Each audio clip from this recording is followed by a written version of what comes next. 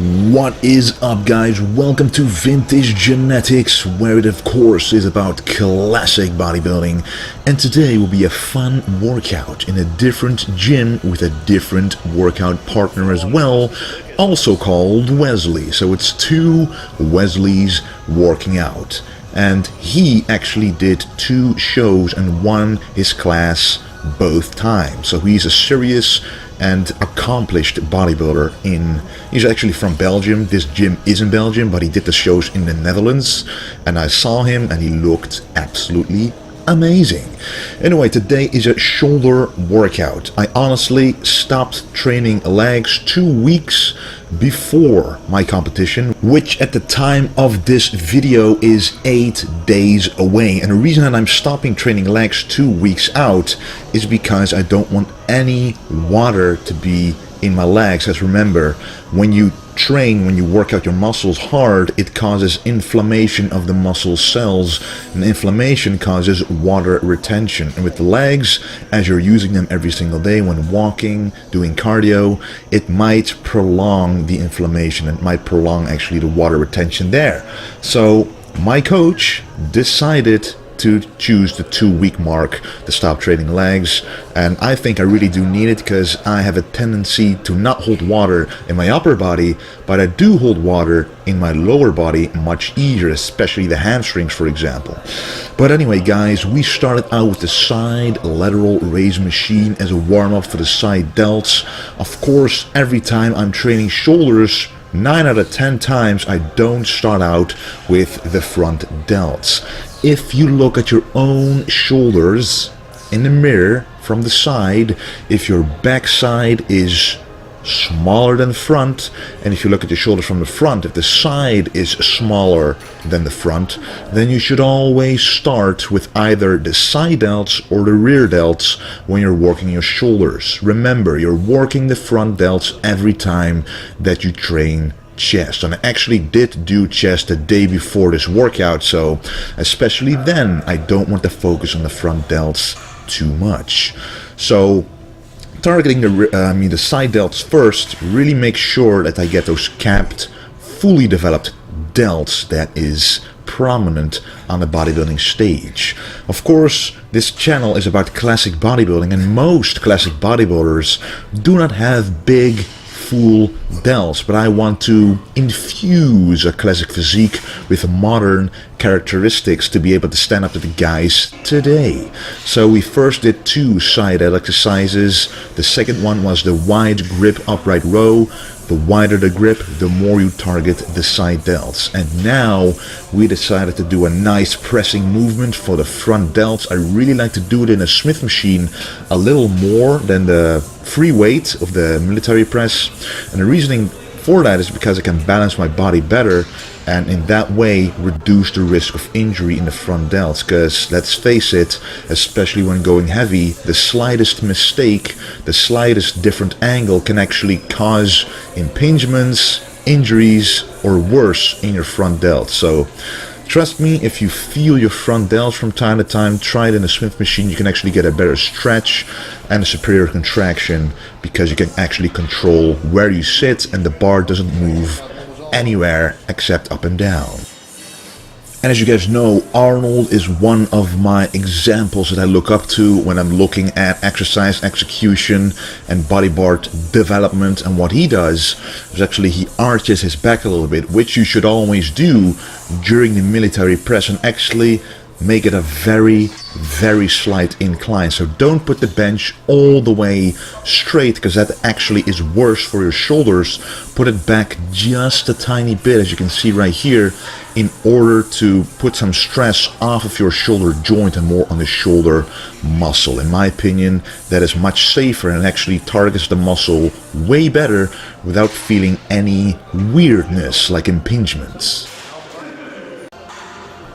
And as I mentioned before, when training the chest, you always hit the front delts. And in my opinion, when hitting the front delts, doing presses like this, you also hit the chest. So they are kind of intertwined when working them.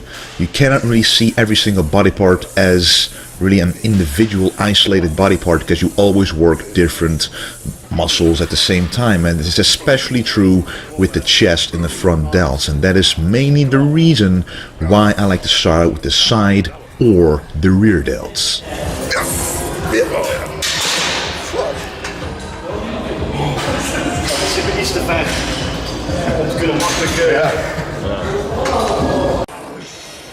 And another reason why the Smith machine might be advantageous compared to the loose weight, the free weight of the military press, the regular barbell, is because you can actually save yourself when it gets too heavy.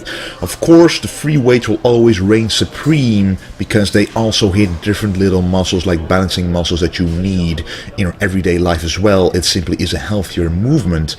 But if you want to go as heavy as possible and be as safe as possible, especially before a show, you might want to consider doing a safer movement like a Smith machine military press.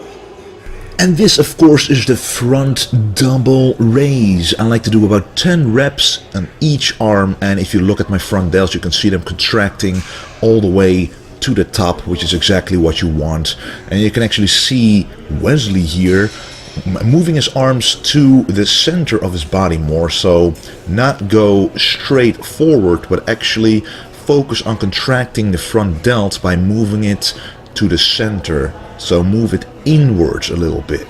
That way the contraction will be superior and you will feel the difference. Otherwise you might target the side delts just a little bit more.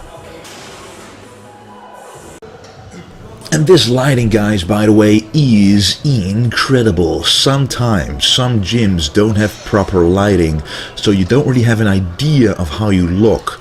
At home it's very difficult to see your full physique, especially with a pump. The only way to see your physique is at the gym. And right here is a gym with a very direct overhead lighting, which gives you the actual appearance of being on stage almost, which is the lighting you want to see yourself under the most optimal circumstance. So it might actually be a very large difference depending on the gym you go to on how you look. So just keep that in mind when recording yourself and you're disappointed with how you look. It could simply be the lighting in the gym itself. And I've had a lot of experience with different gyms, and in some gyms, even though you weigh lighter and have a higher body fat percentage, you look better than in a gym on a later stage in your career where the opposite is true. So always keep that in mind. But today was actually a high day of carbs, so I had a pretty good pump. Actually a medium day of carbs, but the pump was still pretty much there.